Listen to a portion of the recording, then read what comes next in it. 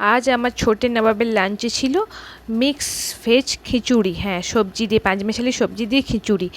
আমি গোবিন্দভোগ চাল আর সোনামুগ ডাল নিয়েছি, অ্যান্ড দুটাই অর্গানিক।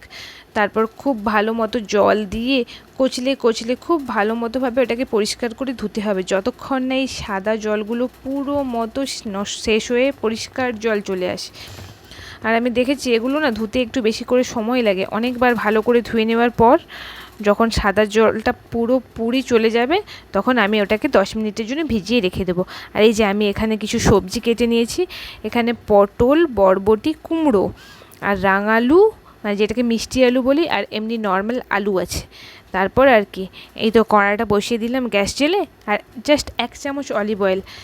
তাতে সবজিগুলো খুব ভালো করে ভেজে নেব।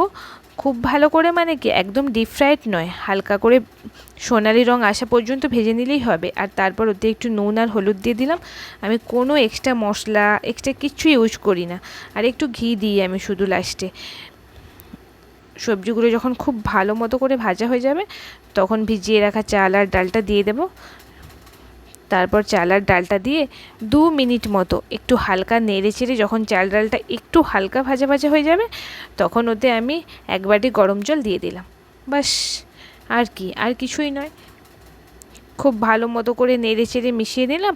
এবার সবজিগুলো আর চাল আর ডালটা যতক্ষণ খুব ভালো মতো সিদ্ধ হয়ে যায়, হার্ডলি 10 মিনিট লাগে, এর বেশি একদমই লাগে না। যে কেন জানি না খুব তাড়াতাড়ি সিদ্ধ হয়ে যায় এবং খুব তাড়াতাড়ি গলে যায়। এই তো আমার সবজিগুলো খুব ভালো মতো সেদ্ধ হয়ে গেছে, আর চাল ডালটাও খুব ভালো মতো সেদ্ধ হয়ে গেছে। আমার তাড়াতাড়ি লাঞ্চ রেডি। এই দিন যেহেতু একটু তাড়া ছিল, কারণ এই দিন আমাদের একটা নেমন্তন্ন বাড়ি ছিল, আর লাঞ্চটা শুধুমাত্র আমার দাদানের জন্যই রান্না করা হয়েছিল। তারপর আর কি, এই তো বসিয়ে দিলাম। প্রথমে তো নাখড়ে করবে, মোটেই খেতে চাইবে না। তারপর যাই হোক ভুলিয়ে ভালিয়ে একটু আধটু করে খাওয়ানো হয়। এ এক যুদ্ধ, বাচ্চাকে খাবার খাওয়ানো এক যুদ্ধ। ভালো থাকবেন সবাই, টাটা।